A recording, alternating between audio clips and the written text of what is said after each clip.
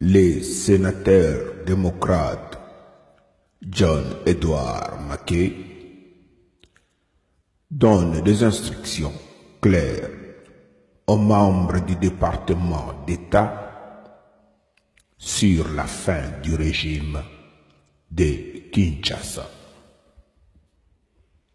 Last week, I sent a letter to Secretary Kerry expressing deep concern about the situation in the DRC and in particular, President Kabila's apparent attempts to delay elections and stay in power beyond the time allowed under the DRC's constitution. La semaine passée, j'ai envoyé une lettre au secrétaire d'État, Mr. Kerry, concernant la situation préoccupante en République démocratique du Congo, en particulier au président Kabila qui tente de prolonger la date des élections et rester au pouvoir au-delà des temps limités par la Constitution congolaise. In my letter, I stressed the need to build on your efforts to persuade President Kabila to move forward with the DRC's presidential election as required under the Constitution. Dans ma lettre, je vous ai supplié de fournir des efforts pour persuader le président Kabila d'organiser des élections dans les délais constitutionnels. I believe it is critical that we clearly and unequivocally communicate the following 3 points to President Kabila. Number one, he should immediately, clearly, and publicly state that he will not remain in power once his term ends this year.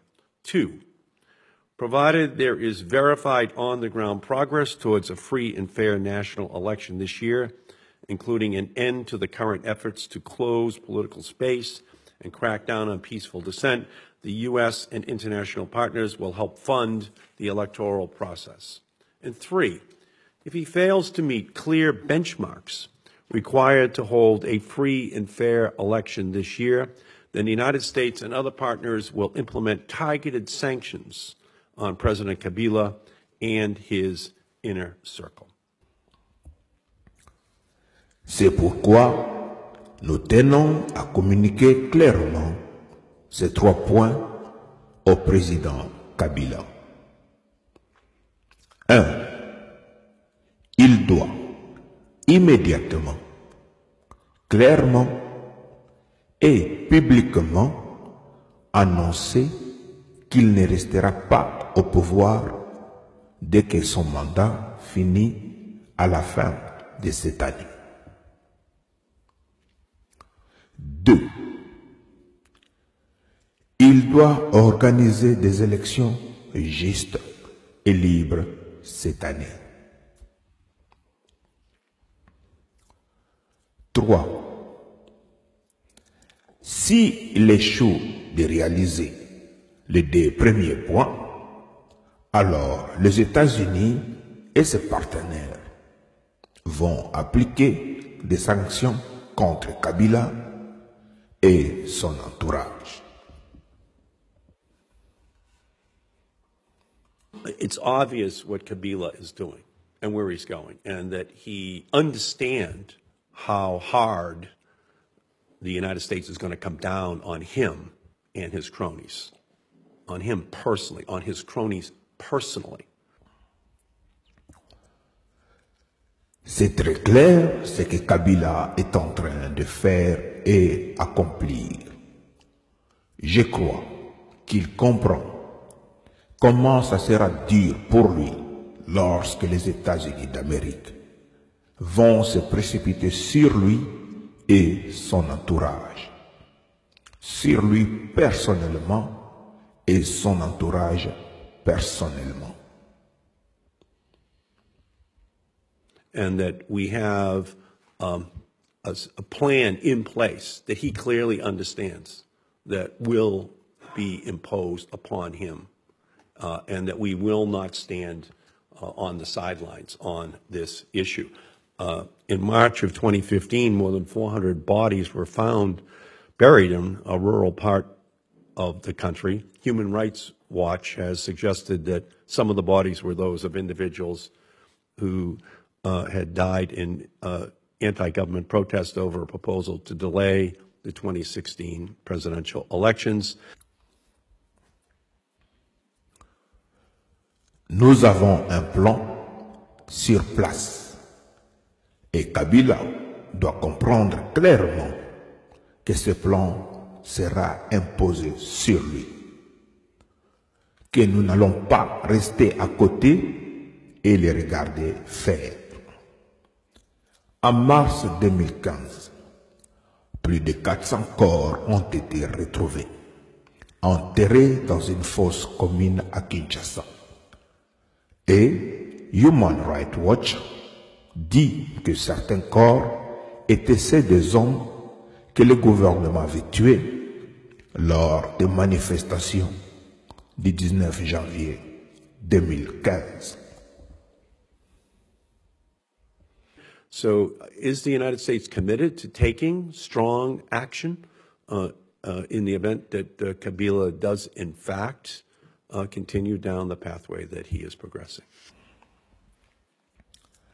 Est-ce que les États-Unis sont-ils engagés de prendre des décisions fortes dans le cas où le président Kabila continue dans la voie qu'il a choisie? May I? Absolutely, Senator, we are. We have used every diplomatic level at the highest level to impress upon President Kabila the importance of him stepping aside. It is unusual that he would get a call from the president. He has gotten visits from the secretary.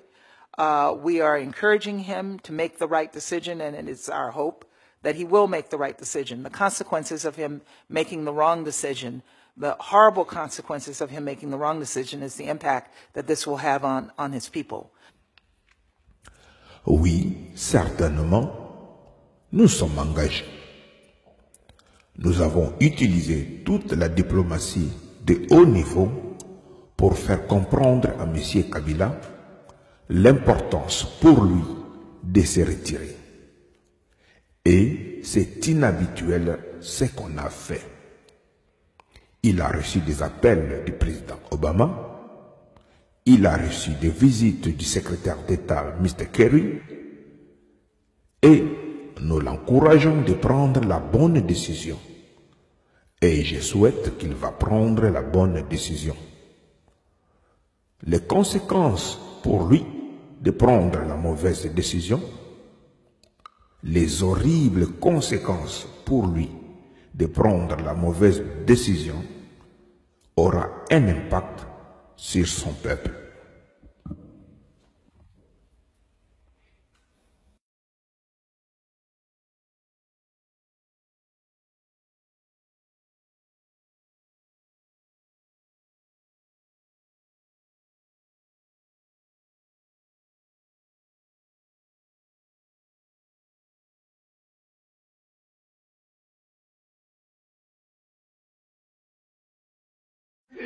Et j'ai compris qu'il n'était pas congolais alors.